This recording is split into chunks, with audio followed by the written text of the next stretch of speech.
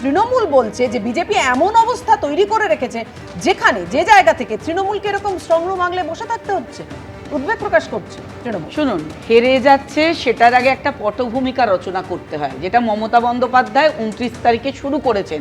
আমার হোর্ডিং খোলা হচ্ছে, ব্যানার খোলা হচ্ছে। এত বড় সাহস কার ছিল? উনি কোনোদিন দেখেছেন এতবার ভোট হয়েছে মমতা বন্দ্যোপাধ্যায় সকাল 7টা থেকে ঘুরে বেড়াচ্ছেন বুথে বুথে? উনি হেরে গেছেন, ওনার দল হেরে গেছে, তার পটভূমিকা রচনা হয়েছে। প্রত্যেককে এখন বলা হচ্ছে চুরি হয়ে যাচ্ছে সব। আদৌ কিছু চুরি টুরি হচ্ছে না। ইলেকশন কমিশন যথাযোগ্য ব্যবস্থা নিচ্ছেন, সব দলের ক্ষেত্রে নিরপেক্ষভাবে ব্যবস্থা নিচ্ছেন। সেখানে ওনারা কোর্টের কাছে ধাক্কা খেয়েছেন, মানতে রাজি নন। ওনারা যেখানে যেখানে গেছেন সেখানেই মুখ থুবড়ে পড়েছেন। এবার 4 তারিখে পশ্চিমবঙ্গবাসী মুখ থুবড়ে ফেলে দেবে, সেটা জানেন এনারা। তাই এখন স্ট্রং রুম নিয়ে বেশি স্ট্রং হওয়ার চেষ্টা করছেন। আদৌ সেটা বলবৎ হবে না, কারণ ওনারা জানেন। আমি প্রত্যেকটা জায়গার কথা বলছি, মমতা বন্দ্যোপাধ্যায় শরীরী ভাষা বলে দিচ্ছে, পরিষ্কার বোঝা যাচ্ছে যে তিনি হেরে বসে আছেন, তার দল হেরে বসে আছে। নইলে তিনি একথা বলেন যে 200-300 ভোটের যদি দেখেন তফাৎ, তাহলে কিন্তু আপনারা আবার চাইবেন পুনর্গণনা চাইবেন, ওখানে বসে বসে রিপোর্ট। আবার ওনা বলছেন যে আমাদের ওখানে রিকাউন্ট চাইতে হবে। তাহলে বুঝতে পারছেন ওনারা বহু বুথে হারছেন, পরিষ্কার হারছেন। এবং তখনই বলছেন যে ওদের যে ক্যাডাররা থাকছে ওখানে, কাউন্টিং এজেন্ট, তাদের বলে দিচ্ছেন সতর্ক করে যে আপনারা ওখানে হাঙ্গামা শুরু করে দেবেন, আপনারা ওখানে তুলকালাম করবেন। আগে থেকে অশান্তি পাকানো গুন্ডার রাত চলেছে। এবারে সেন্ট্রালের কর্মচারীরা, ওনাদের গুন্ডাগিরি চলবে না, ওনারা বুঝে গেছেন। তাই এখন 200-300 ভোটের ফারাকের কথা বলছেন। আসলে ওটা পেছনে, পর্দার পেছনে, যেটা অন স্ক্রিন নয়, অফ স্ক্রিন, ওনারা বলছেন যতটাই পার্থক্য হোক ওখানে হামলা করে আবার বলবেন যে রিকাউন্ট করা হবে। কারণ ওনারা প্রত্যেক জায়গায় হেরে হেরে বসে আছেন। এটা 4 মে হাড়ে হাড়ে বুঝবেন এনারা সবাই। আর ওনারা বলছেন এখানে লোক, ওখানে লোক। আমরাও তো বলছি, অনেক জায়গাতে আমরা দেখছি তো এখনো পর্যন্ত যে কাজ ওনারা করতে চাইছেন, ওনাদের লটবহর যে লোকজন রয়েছে তাদেরকে ঠেলে দিচ্ছেন গেটের কাছে, গেটের ভেতরে বেআইনিভাবে ঢুকিয়ে দিচ্ছেন কি না তারা পাহারা দেবে। কিন্তু সবচাইতে ভালো দেখিয়ে দিল মানুষ, জনগণ দেখিয়ে দিয়েছে যেভাবে মাটিতে বসিয়েছিল এসএসসির সমস্ত চাকরি প্রার্থীদের, অন্যান্য যারা সব রাস্তায় বসেছিল আশাকর্মী থেকে, আজ দেখুন তারাই বসে রয়েছে রাস্তায়। ওফেলিয়া যে প্রসঙ্গগুলোর, অর্থাৎ যে ইস্যুর কথা বলছে, সেই ইস্যুগুলোর আদৌ প্রভাব পড়ে কিনা নির্বাচনে, সেটা তো ভোটের ফল হবে বলে দেবে। কেননা ইতিমধ্যেই মানুষ তার মতামত প্রকাশ করেছে। কিন্তু দেবাশিসদার কাছে আমি আসবো। দেবাশিসদা, দেখুন লোডশেডিং প্রসঙ্গটা সেই নন্দীগ্রামের পর্বের পরপর বারবার ঘুরে ফিরে এসছে। তৃণমূল এখানে বারবার দাবি করে যে লোডশেডিং করেই নন্দীগ্রামে মমতা বন্দ্যোপাধ্যায়কে হারানো হয়েছে। আজকেও মমতা বন্দ্যোপাধ্যায় কর্মীদের নিয়ে, একবারে এজেন্ট যে ছিল, কাউন্টিং এজেন্ট, তাদের নিয়ে যে ভার্চুয়াল বৈঠক ছিল, তাতে বার্তা দিয়েছেন, বলছেন যে 10 সেকেন্ডের জন্য লোডশেডিং যেন না হয় দেখবেন, তাহলে মেশিন বদলে দেবে ওরা। দেখো, এখানে এই সরাসরি প্রশ্নের উত্তর দেওয়ার আগে একটা শুধু কথা বলছি। আগের পর্বের আলোচনার মধ্যে যেহেতু একটা কোর্ট রেফারেন্স এসছে, বন্ধু শিষ্যের ওখানে রয়েছে, ভালো জানে নির্বাচন কমিশনের যে লাস্ট সার্কুলার 2023-এর সার্কুলার, আমরা যদি শুধুমাত্র সেটা দেখি, সেখানে এবারের জন্য নয়, চিরকালের জন্য নির্বাচন কমিশনের যে সমস্ত মৌলিক সার্কুলার রয়েছে তাতে পরিষ্কার বলা রয়েছে 5টা অংশ থেকে মানুষ নিয়ে নির্বাচন প্রক্রিয়াটা সংগঠিত করা সারা দেশের জন্য। কি জায়গা বলা রয়েছে? State government employee, state government undertaking, central government employee, central government undertaking, bank, LIC, etcetera.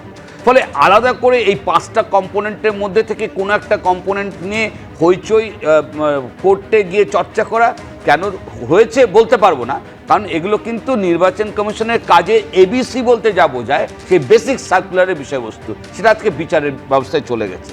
একটা জানবার জন্য মানুষকে এটা বললাম। দ্বিতীয় কথা হচ্ছে, এই যে বামপন্থী দলগুলো চিরকাল এই রাজ্যে গত 15 বছরে বিভিন্ন নির্বাচনে এই যে ballot box protection, ballot box চুরি করা, মানুষের ভোট চুরি করা, ব্যালট পেপার খেয়ে ফেলা, এই যে অভিযোগগুলো তুলতো, আজকে দেখা যাচ্ছে অ্যাবসলিউটলি তো আমরা দেখেছি, এটা কোনো কাল্পনিক বিষয় নয়, যে কিভাবে গণতন্ত্র আমাদের রাজ্যে পঞ্চায়েত স্তর থেকে প্রতিটি নির্বাচনে যেভাবে বারবার করে হত্যা হয়েছে সেটা আমরা দেখেছি। এবার নিশ্চিতভাবে ইলেকশন কমিশনের কিছু জায়গা এক্সেস আছে, সেটা সমালোচনা সবাই করবে, এসআর এর নাম বাদ যাওয়া থেকে একদম শুরু করে। এখানেই তো দেবাশিস দা, এখানেই তো প্রশ্ন উঠছে, এখন স্ট্রং রুম ঘিরে যে আশঙ্কা, যে উদ্বেগের ছবিটা দেখা যাচ্ছে, সেই ছবিটা যদি, এই আশঙ্কা, এই উদ্বেগের জায়গাটা যদি তখন এই ব্যালট বক্সকে ঘিরে থাকতো পঞ্চায়েত Exactly ভোটে, তাই। তাহলে হয়তো আমাদের সেই হিংসার ছবিটা দেখতে হতো না এবং ভয়ের ছবিটাও দেখতে হতো না। Absolutely. ব্যালট খাওয়ার যে একেবারে বেনজির ছবি আমরা দেখেছি, বেনজির শব্দটা যখন বললাম, প্রতীকদার কাছে আসবো, প্রতীকদা এই ছবিটা এত আমরা সত্যিই দেখিনি গত কয়েক বছরের ভোটে, যে মুখ্যমন্ত্রী গিয়ে তিনি বুথ পাহারা দিচ্ছেন, তিনি স্ট্রং রুমে আগলে রাখছেন, শুভেন্দু অধিকারী তিনি নেমে পড়ছেন ময়দানে। আমি বলছি স্ট্রং রুম ঘিরে যে সংঘাতের ছবিটা তৈরি হলো, কেন এই জায়গাটা তৈরি হওয়ার কারণটা কি? দেখুন, দুটো রাজনৈতিক দলই বলছে তারা নাকি জিতে গেছে বিপুল ভোটে এবং 200-র ওপরে আসন পেয়ে গেছে, অথচ তাদের শরীরী ভাষা এবং কাজকর্ম বোঝাচ্ছে যে তারা এখনো মানুষের মনটা কোন দিকে এখনো জানেনই না। তারা ভাবছেন যে এই স্ট্রং রুমে কারচুপি করে হয়তো অন্য দল বেরিয়ে যাবে। আমার যদি মানুষের আস্থা থাকে, মানুষের ওপরে, মানুষের যে ভোট দিয়েছে তার উপরে আস্থা থাকে, আমি একটাই কাজ করতে পারি, নির্বাচন কমিশনকে চাপ সৃষ্টি করতে পারি যে আপনারা সম্পূর্ণ ব্যবস্থাটা সুন্দরভাবে আমাদের সামনে রাখুন, যে কোথাও ক্যামেরা বন্ধ হয়ে যাওয়া, কোথাও লাইট নিভে যাওয়া, এগুলো যেন না হয়।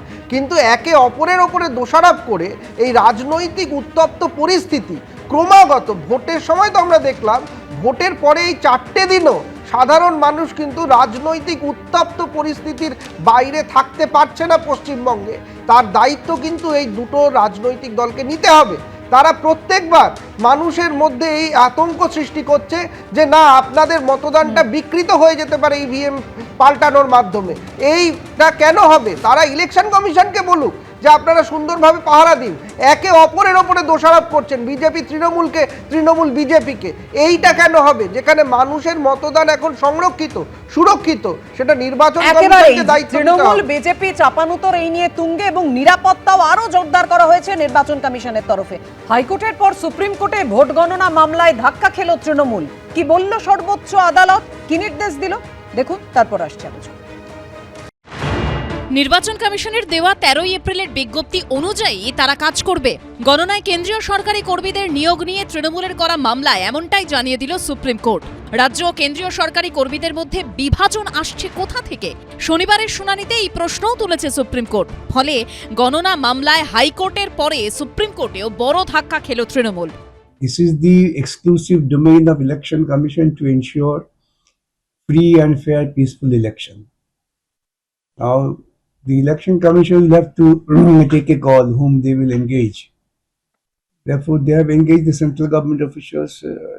There cannot be any basic ground to cause grievance of it. Supreme court ने कहा कि आप तो वहां सर्कुलर चैलेंज कर रहे थे, तो हमने कहा कि अब हम सर्कुलर नहीं चैलेंज कर रहे, हम तो कहते हैं कि उसको लागू करो।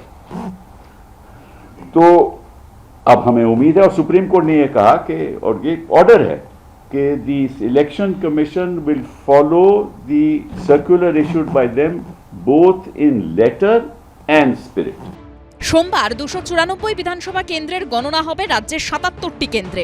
সেখানে কাউন্টিং সুপারভাইজার ও কাউন্টিং অ্যাসিস্ট্যান্ট হিসেবে শুধুমাত্র কেন কেন্দ্রীয় সরকারি কর্মীদের নিয়োগ করা হবে, এই প্রশ্ন তুলে প্রথমে হাইকোর্টের দ্বারস্থ হয় তৃণমূল, কিন্তু সেই মামলা খারিজ করে দেয় কলকাতা হাইকোর্ট। এই অবস্থায় সুপ্রিম কোর্টের দ্বারস্থ হয় শাসক দল। শনিবার সেই মামলার শুনানি হয় বিচারপতি PS নরসিমহা এবং বিচারপতি জয়মাল্য বাগচির ডিভিশন বেঞ্চে। এদিন সুপ্রিম কোর্টে তৃণমূলের আইনজীবী কপিল সিব্বল বলেন, ইতিমধ্যেই মাইক্রো অবজারভাররা রয়েছেন, এরপরও কেন কেন্দ্রীয় সরকারি কর্মীদের সুপারভাইজার বা কাউন্টিং অ্যাসিস্ট্যান্ট হিসেবে নিয়োগ করা হবে? তিনি আর্জি জানান গণনায় রাজ্য সরকারি কর্মীদেরও রাখা হোক।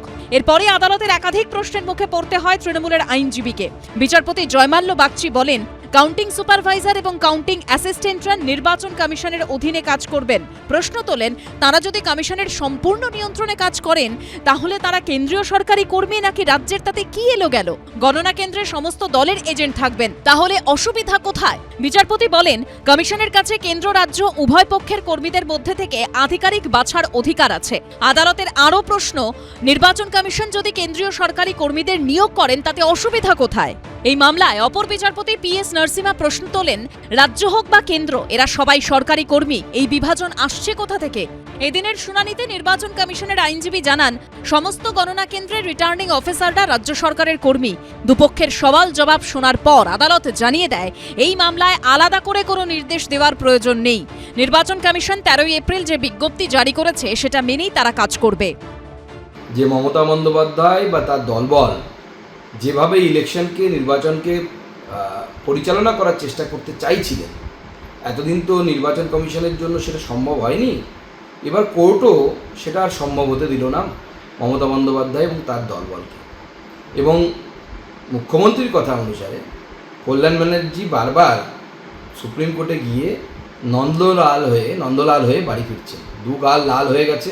আমরা তো চাই পুরো বিষয়টা স্বচ্ছ হোক, স্বচ্ছতা থাকুক, এবং প্রতিনিয়ত এই যে কাউন্টিংয়েতে এত মানুষ থাকে, কাউন্টিং এজেন্ট যেমন থাকে, সুপারভাইজার থাকে, ওখানে পোলিং 3 জন আধিকারিক থাকেন।